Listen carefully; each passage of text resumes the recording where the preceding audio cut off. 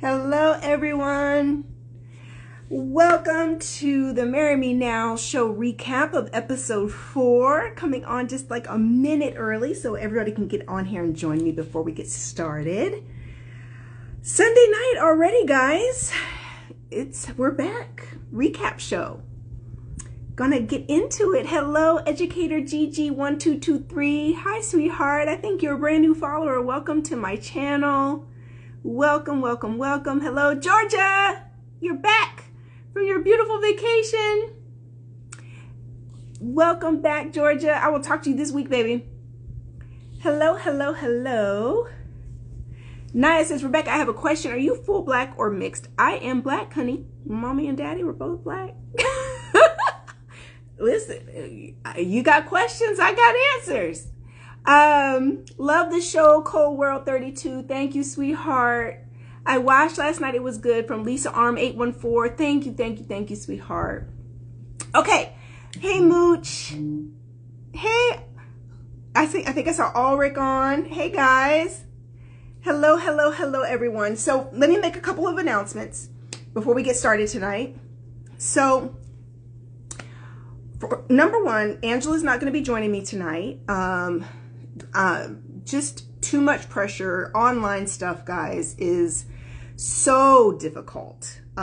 So difficult. So Angela won't be joining me tonight. But I have great updates for you about Angela and everything that's going on with her. Hey, Amber and Ulrich are both on. Hey, guys. And so, yeah, she's not going to be joining me tonight. So I'm going to be doing a recap insight on just everything about this episode, guys. I'm going to be sharing tonight, okay? But let me say this right off the start, is that one of the comments I had, one of my followers for a long time said, Rebecca, I just wish the show was more like your lives, more like your coaching, your live shows, everything you do online. And when my response to her, I said, I've asked God at times, like, why did you guide me to do this show? And what I've seen from doing this show and what I'm getting out of this show is something to keep in mind when you're doing a show, guys. These women already made up their mind that they were going to propose to their boyfriends and long-term boyfriends, right? So bringing me in as the life and love coach, what I focus on is being grateful that I was in a position to be able to be with these women as they were going through this process and this journey, to support them, sow love into them, guide them. That's how I choose to look at this. So don't look at this like, it's not a life coaching show. I wish you were doing more life coaching, Rebecca, more love coaching. I wish it was more this, more that. The whole concept that the Oprah Winfrey Network came to me with is, we have these women who have made up their minds to propose to their significant others. Will you come in and be the life and love coach who is helping them in that decision? Okay, so that's the whole premise of the show. So for those of you who have questions or like, Rebecca, this isn't, organically what we would see you doing typically. What I want you to focus on is, imagine if I wasn't there. Okay, just imagine. Because it's so easy to try to judge these situations and say, why are you coming on this show? Why are you choosing to do this? Why are you? And one of the things that I saw so significantly with so many of the young women on the show from Houston, guys, is that these young women don't have a ton of help. They don't have a ton of guidance, mentors, coaches, role models, supportive, strong parents, uncles, aunts. There's lots of dysfunction and toxic situations, right? Toxic situations that I'm there to help them navigate. Georgia says you gave them a guardian angel at a sensitive time. Exactly. So if you keep your perspective about me and what I do on the show, that will help you to understand what I'm there doing. Right? I'm not there to talk anybody out of what they chose to do and what they made up their mind to do to come on the show. So that being said, Angela's not joining me tonight. I titled episode 4, Angela and Melquin, Toxic Mothers, Absent Fathers, and Zero marriage role models. This is my overall consensus about this episode.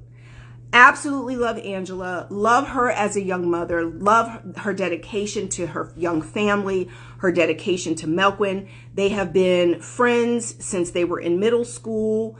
They have been dating each other since they were teenagers, off and on. They're now in this long-term relationship. They have had children. It's like they've grown up together.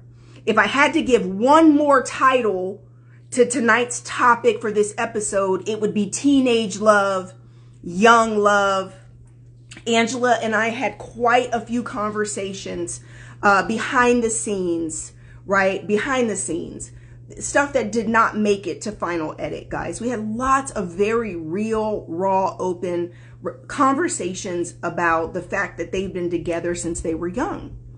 And you have to keep that in mind, that means lots of ups and downs, lots of growing up, immaturity, lots of mistakes, imagine if you right now were with someone that you'd been with since you were 13 or 14 years old. And all the growing up and all of the craziness that goes on as you're growing up, right? The likelihood that these situations or relationships are a fit for you at 30, I've talked about this a lot, young love, puppy love, teenage love that you can be holding on to, fairy tale love, reminiscent love, right? When you were listening to New Edition and listening to, Justin Bieber, when you were having these crushes on somebody, right? That's right. That's right. Educator GG1223. People grow. Now, they had children. So you've got this situation where you've got young love. They come together. They have children young. They've now got 3 boys. They're living together, right?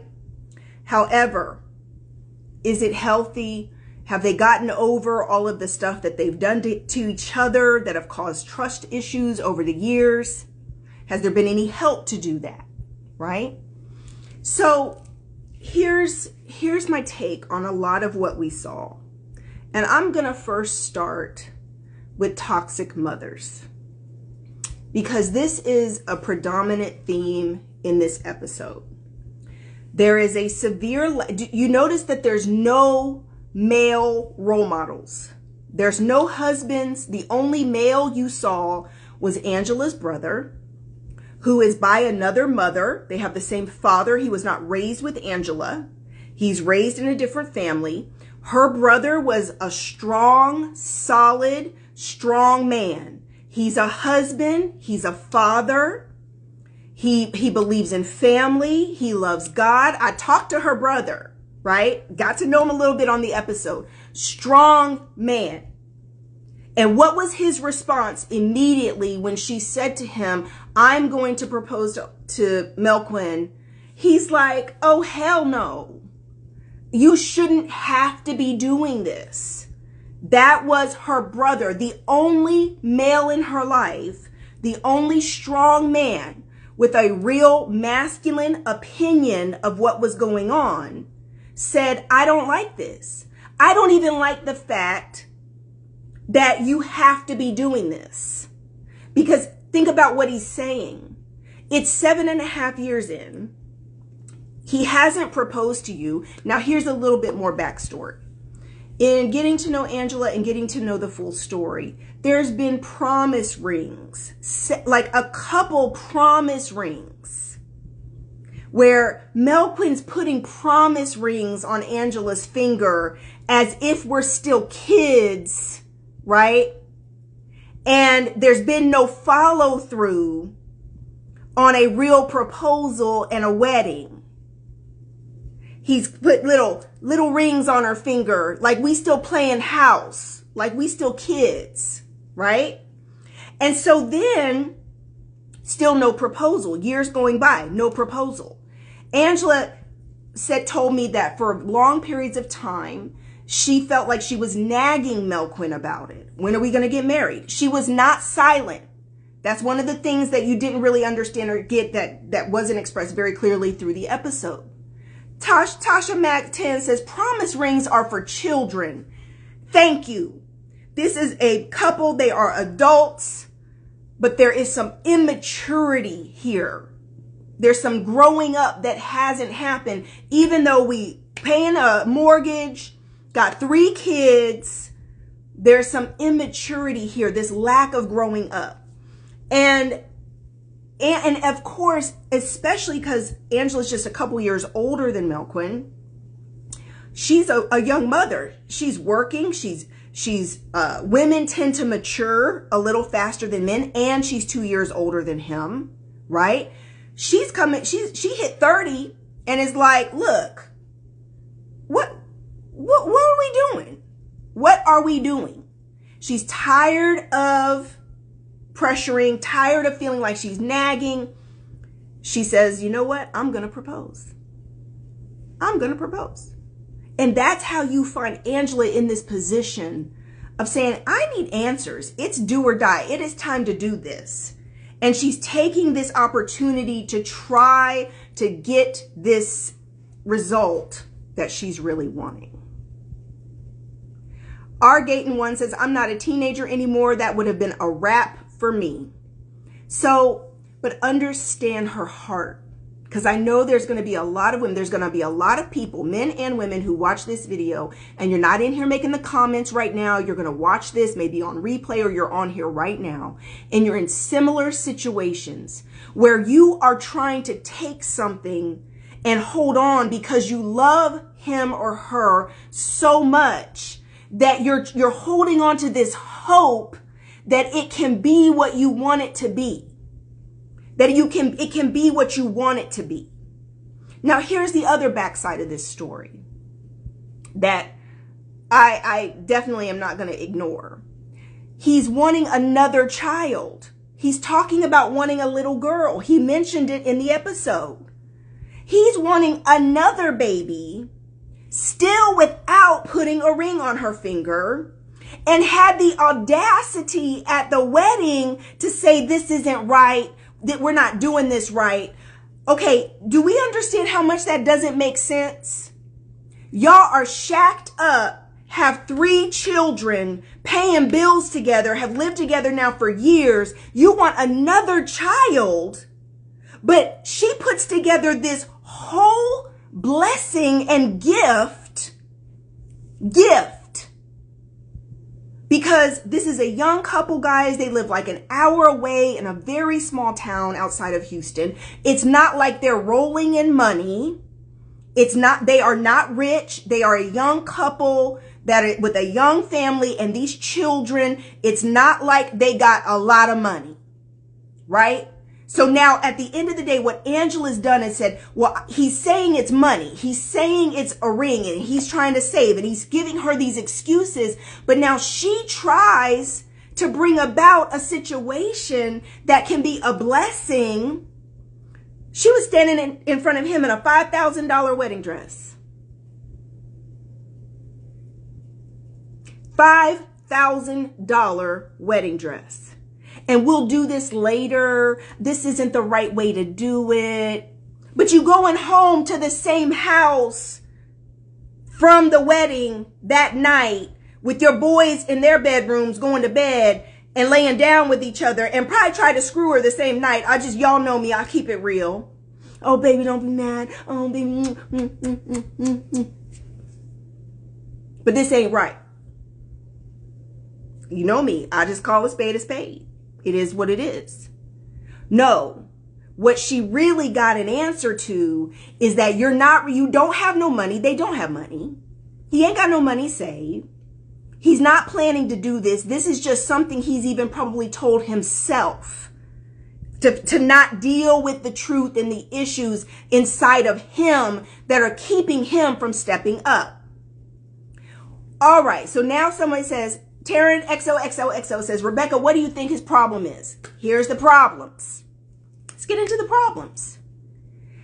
Melquin is the only child of a single mother who was never married to his father.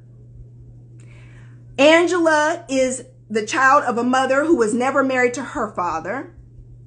Angela's father died when she was 17. Melquin's father is nowhere in the picture. Melquin and his mother are very close.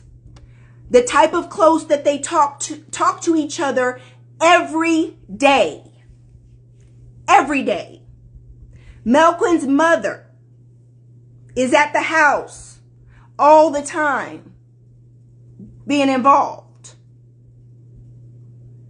If Angela has to work, Melquin barely know how to take care of them kids on his own. Mama very involved to where he's not exact. This is what I said to Angela.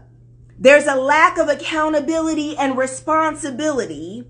So he's getting babied.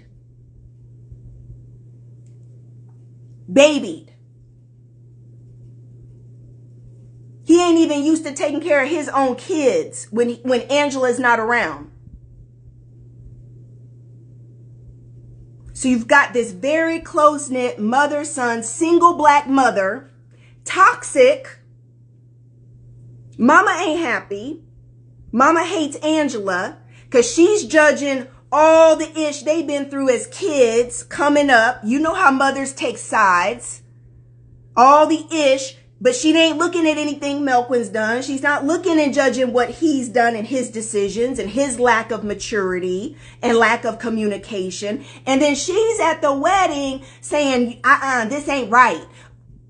But if this is out of order and not right, why is it not being addressed that he's living with this woman and wants another child, got 3 kids and wants another one, shacking up, but yet this wedding ain't right?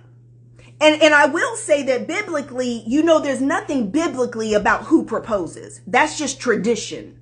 But there's nothing biblically about proposing. And my opinion, now I'm giving you all my opinions. Y'all know I just keeping it real with you, 100. My opinion is that Melquin would have married Angela if his mother would have not gotten involved that day. If his mother would have, what you didn't see behind the scenes, that the show can't show you everything, there was a viciousness. I sat and looked down at her at the wedding area, down on her phone, calling everybody, laughing, keying, laughing while Angela's up here crying and brokenhearted. She's down on her cell phone laughing. To her, that's funny. Oh, she didn't get her way. Oh, she thought she was going to trick my son. Or she thought. That was the whole attitude. Whole attitude. I couldn't even, I just, and mind you, these are your grandchildren. 3 sons. 3 grandsons. The mother of your grandsons.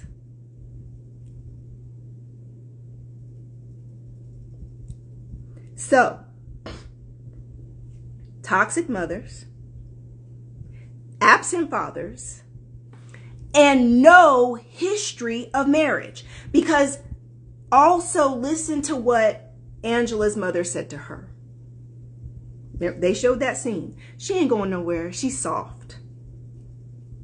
She ain't going nowhere. She like her daddy. First of all, why are you mentioning her being soft and like her daddy on a TV show? Is that how you talk to your daughter? If that's your best energy and best, if you on your best behavior in front of a camera talking to your daughter, and that's the best you got for her, why you even doing this? Because you ain't going nowhere.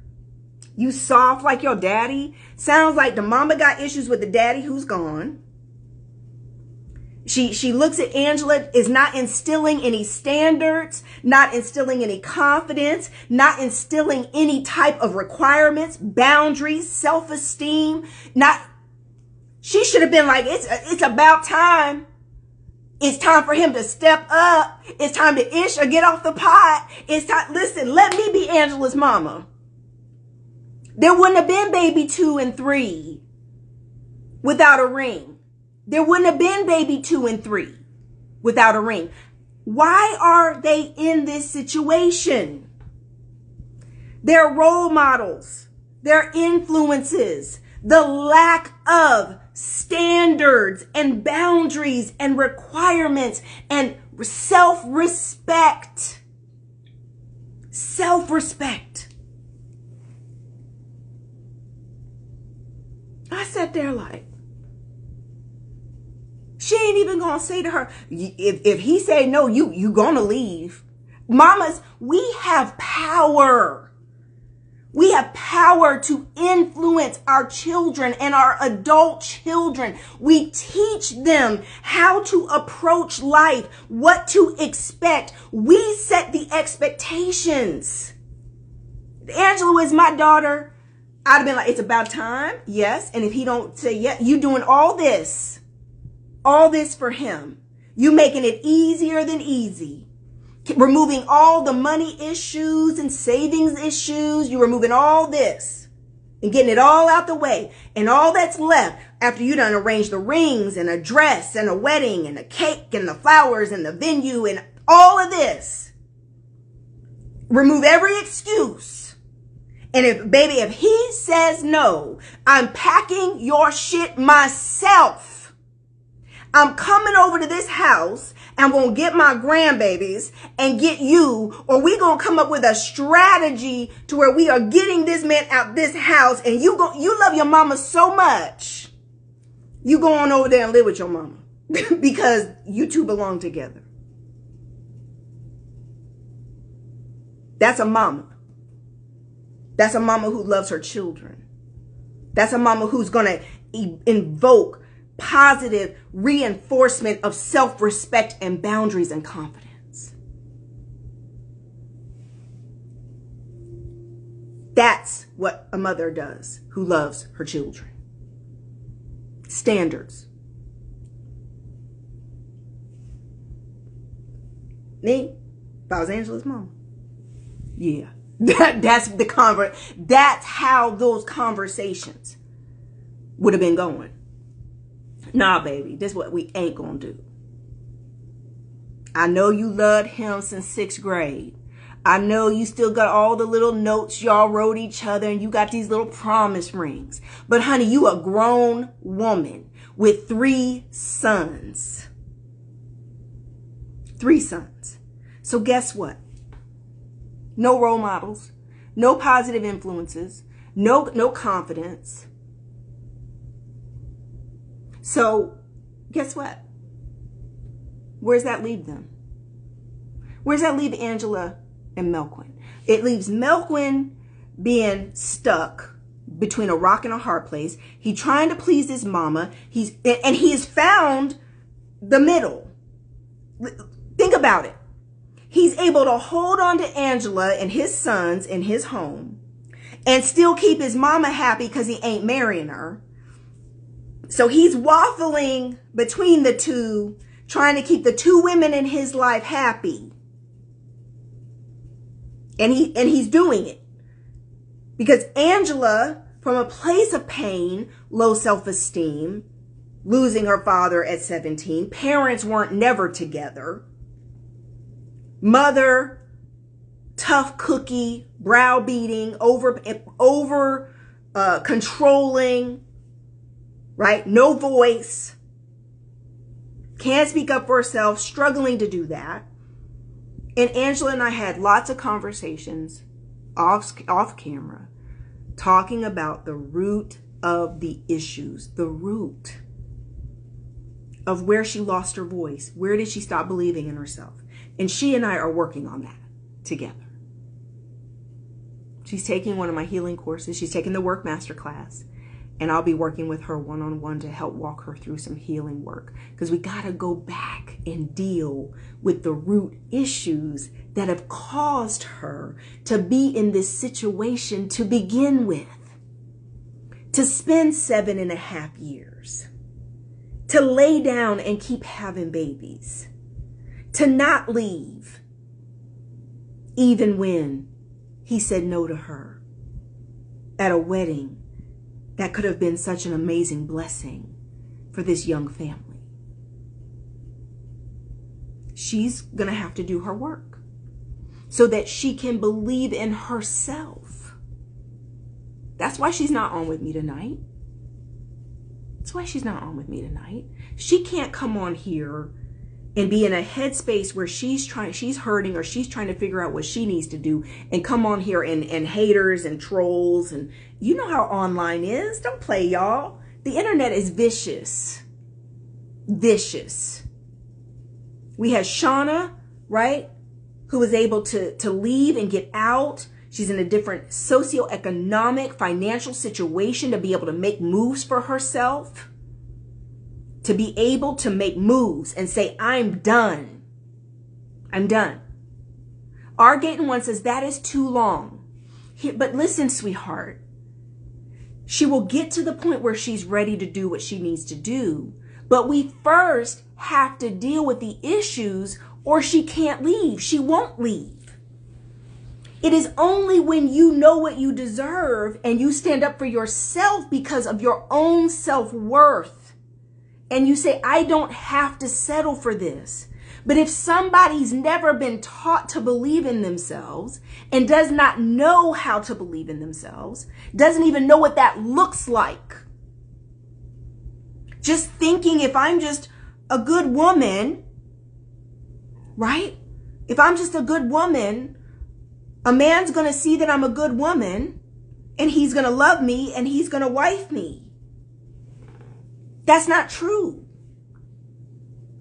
Yes, thank you, Audrey, page 13. The kids are also probably playing a big role in her staying. Exactly. Great Derek says she feels she has invested too much to walk away now. There's trust issues. Trust issues. Right? There's all kinds of issues in their relationship that's toxic, that's not healthy. It's a blessing that he didn't say yes. It's a blessing. That's as much as I can say about it, but it's a blessing that he didn't say yes. Because now it puts the spotlight on the issues that need to be dealt with in order for each of them to eventually, hopefully, be healthy. Even if they do decide to be together, they got work to do. Diligence 1 says she can't afford to be by herself with those kids. 3 is a lot. She probably doesn't want her kids to grow up without their father in their lives like she did. Guys, there's a lot at play. Yes, all of that. All of that. Why am I not good enough? Oh, why don't you love me enough? You love me enough to have babies with me and love me and be with me, but you don't love me enough to marry me. I had 3 kids. I still divorced my ex. Still divorced him. 10 years. 3 kids, 3 sons, just like Angela. But when you're not happy and it's not good and it's toxic and it's abusive and it's not healthy, you got to get out. And here's something else I want to point out. So many of these episodes, relationship situations, guys, do you guys know that there's no help? There's been no therapy. Therapy, counseling, help is so foreign to so many families and to so many people. There's not been any work whatsoever. What you witnessed in this episode on both sides was so much trauma and pain, unresolved, unhealed trauma and pain. On both sides, both mothers, both kids. And what I said to Angela, that's going to hold her accountable to do what she needs to do for herself, is because she doesn't want to pass all of this stuff on to her sons. You have to be willing to break these generational issues that keep getting passed down. This is what I could not fathom for the life of me. His mama ain't married, ain't never been married to his daddy. Her mama ain't married, ain't been married to him. But yet you gonna stand there and discourage your son from marrying the woman he's chose to have 3 kids with. So then there is still no legacy of marriage in your family. You just passing this shit down, one person to the next. Passing it down, not even aware enough to even see that you are propagating the same issues and problems. And if Melquin or Angela don't get it right, it'll be passed down to their sons. Because you don't even know how to fix it. You don't even know how to change it. You so caught up in your own mess, in your own pain, in your own issues, afraid to be replaced in your son's life, afraid to care, afraid to be committed, afraid. You passing down this ish. Her sons need to see their dad be the man they need to see, or else they're going to do the same thing. Boom. Ding, ding, ding, ding, ding. Exactly, Derek. The oldest son is already asking, why aren't you marrying mommy? Why won't you marry mommy? Why haven't you married mommy? 10 years old enough to know. He is very aware of what's going on. And when I looked at the situation at the wedding, where the Melquin's mother talking him out of it, liberated and fearless, again like me, I start cussing when I get, listen, y'all know that side of me. I'll start cussing in a heartbeat. I get upset. And at that wedding, it wasn't as crushing as Shauna's wedding because it wasn't our first no. So I had it mentally in my mind, understanding that we could get no's. But I still was not prepared for a no in this situation because it just wasn't logical. When you've already been together this long and children, it was just so sad. And when I looked at the whole situation, to me, it was just a whole train wreck. As I watched her do the work and the damage, not taking any responsibility off of him. That's a grown-ass man. He made his decisions. You're not a baby that's just doing what your mom told you to do. You're a grown man.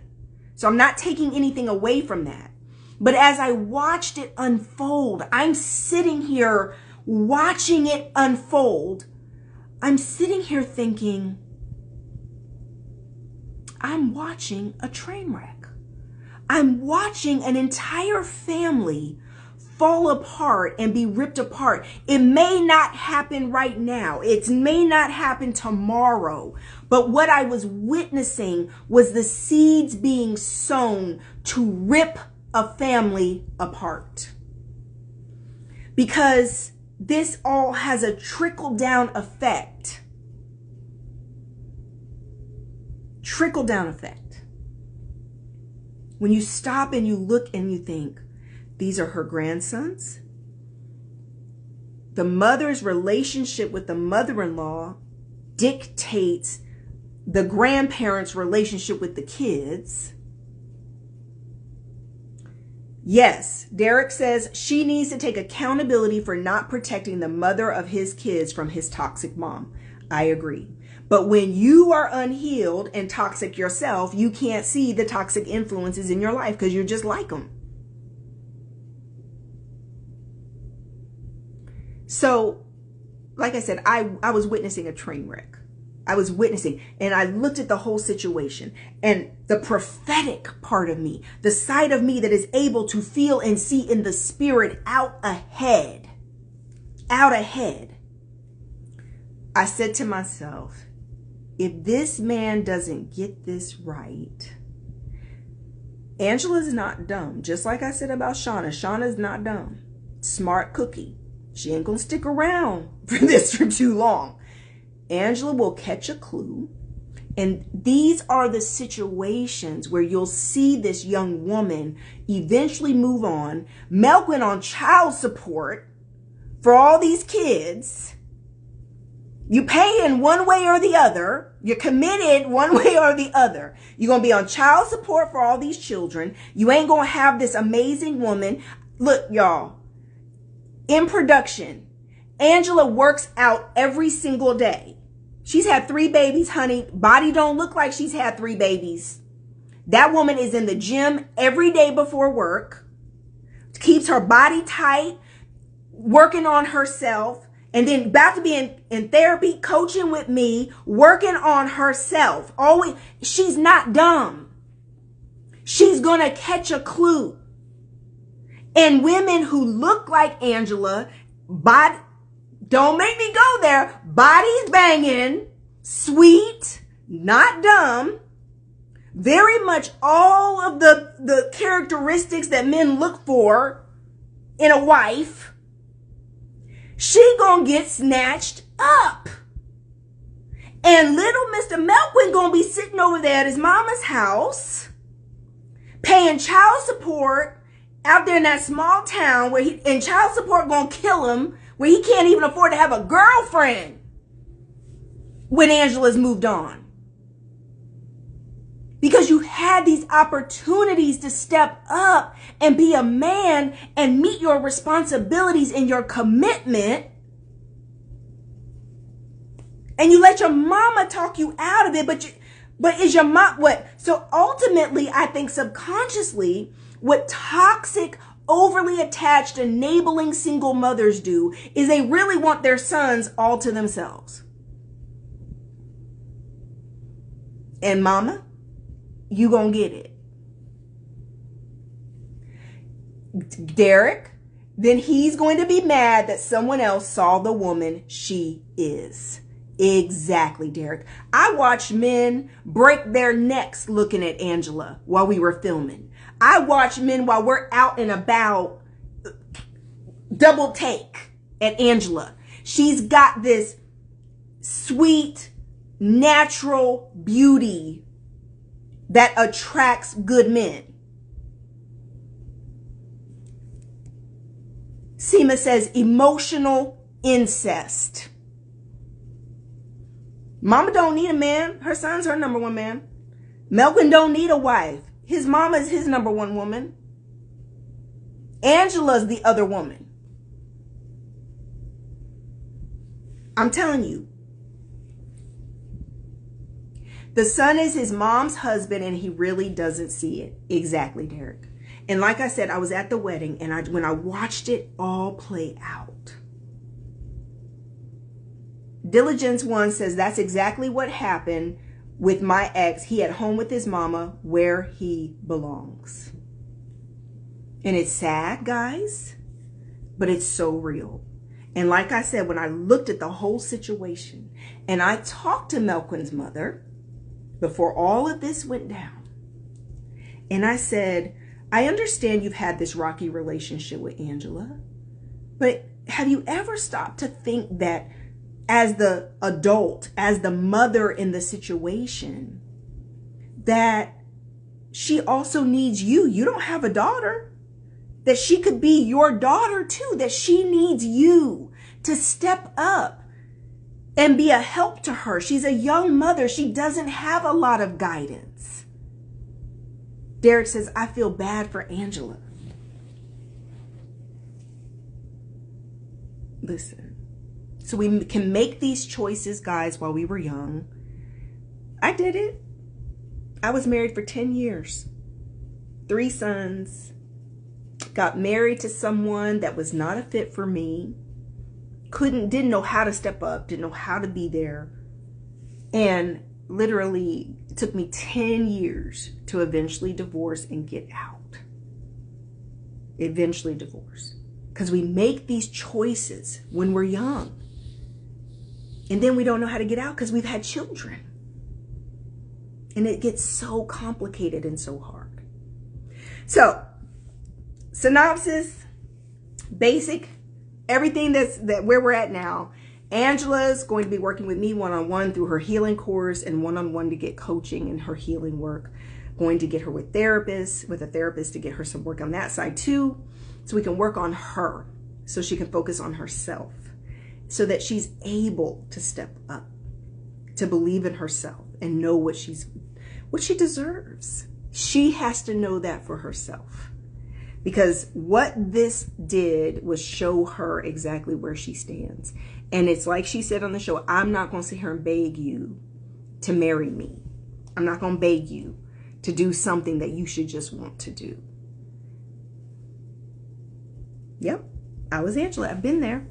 The difference is that I had a really strong mother. So I had a lot of self-confidence. I had a lot of self-worth and value and self-respect, which makes it a lot easier to get out of these situations when you realize what you're in. The great Derek says, take care of her. She needs to know she's not alone. Exactly, Derek. And now, you guys, when you think about the videos where I was sharing about the show and I was talking about how my heart was breaking and how I was hurting for these women so bad, some of them would really got into my heart. This is what I was talking about. It's like amazing young women, but just need help, need guidance, need mentoring. Did she really believe he was going to say yes? The real Jayza, I think so. Yes.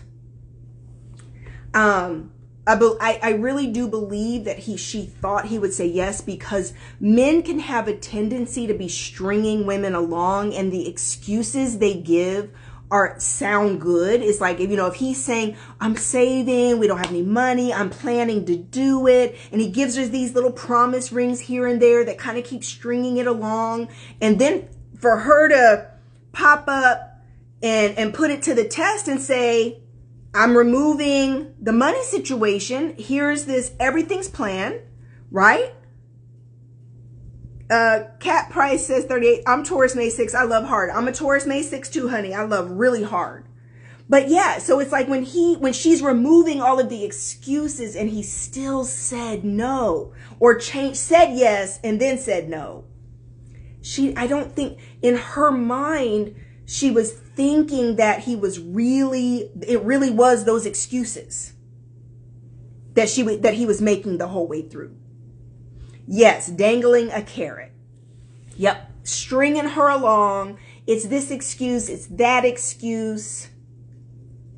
All right, this is from a man. The great Derek says, the minute he gives you a promise ring, run. He's full of BS. Right? Grown folks don't give each other promise rings. Exactly. Somebody said, I'm May 6th too, turning 30. Oh, happy birthday. Well, next month we'll be, I'm 45. I don't say my age, but yes, we're May 6th babies. And she believes it's only the mom, but it's him. Yes. Yes. And that's one of the things I've said to her repeatedly is that, yes, it is. Don't let it just be that you're so focused on the mom as the issue. It is his issue with his mom. He's allowing that to happen. Yeah, he's making excuses. But do men really want a woman to figure it out, especially when it comes to money? So, Michelle, here's the thing. Men do what they really want to do. If he was really serious about marrying her, if you can figure out how to afford to take her on a vacation, then you can figure out how to afford to get her a ring, a real ring. I don't care if that's a gold band with some little diamonds in it, whatever. You can always figure out how to do what you really want to do. It's just that when someone's stringing you along, you want to believe their lies. You want to believe what they're saying to you because you love them. Hey, Jasmine. Hey, baby. Right? You love them. That's right, Tasha. If he really wanted to marry her, he would have already. It don't take a bunch of money to marry somebody. And when you are in love with someone, Angela's the type of young woman, you guys, she would have accepted a gold band from him 3 years ago. It wasn't about, she was just trying to work around the excuses he was making. Yeah, Derek says, you're dead on point. When a man wants you, you will feel it. You gonna know it. Yeah, exactly. All right, guys, I'm out of here. I love you guys. Make sure you tune in Saturday for the next episode. Episode 5. We're already halfway through the season. Yeah, Kenzo said I was hurt by this episode. So was everybody, baby. Everybody was hurt, devastated. Producers. And I'm going to say this. One of the things I absolutely love about the Oprah Winfrey Network, the production, everything in this show I worked on, guys. Everyone really wanted yeses. I don't even know that they expected to get any no's. I was in one of the first production meetings I was in, and the executive producer said, I don't think we're going to get any no's. I think we're going to get all yeses. And it was like, the relationship expert, life and love coach over 10 years experience said, I think that's being a little optimistic that we'll get no-nos. I said, but when I say everyone in this production, everyone at the network, heartbroken over these no's, not expecting the no's, not even wanting the no's. They really, I think you can tell by even how they film this, they really want these beautiful love stories. They really do want yeses, and they want relationships that, have gone through everything to get to that point where they can make this beautiful moment and it's real. They want that. They really do. And I appreciate that so much about the network and about the production people. It was just amazing. The whole production was just amazing in that spirit of it being really authentically just real, that they were rooting for yeses. So no's definitely devastated all of us, everyone involved, the whole production team. We were just devastated with no's. My fiance and I love your IG lives in the show. Thank you, Derek. Oh, Derek's engaged, y'all. Don't be in Derek's inbox, because all I saw you guys responded to Derek over here on the thread. Derek is engaged. He's taken. Don't be in Derek's inbox, y'all. Leave him alone. He's happily taken. Angela, hi, baby. I love you too. Proud of you, sweetheart. We're going to get to work. Mickey, I love you too, sweetheart. Can't wait for your episode. Woo! So stay tuned for the next 4 episodes of Marry Me Now, guys. I love you. Be here every Sunday for our recap show at 8 o'clock. Make sure you tune in Saturdays, 9 p.m. right after Love and Marriage Huntsville for Marry Me Now. 4 more episodes to go. All right, I love you guys. Make sure you get your work masterclass to do your work as well. If I'm talking to you, if anything I said sounds like you, make sure you get the work masterclass or the heartbreak recovery course. The links are in my bio. For those of you who want to be life and love coaches or life coaches, make sure you sign up in the link for our certification that's coming up this summer. We're only doing it once this year for our Certified Abundant Life Coach certification. You can sign up, apply, links in my bio, and we're doing it 1 class this summer. All right. Love you guys. Talk to you soon. Bye-bye.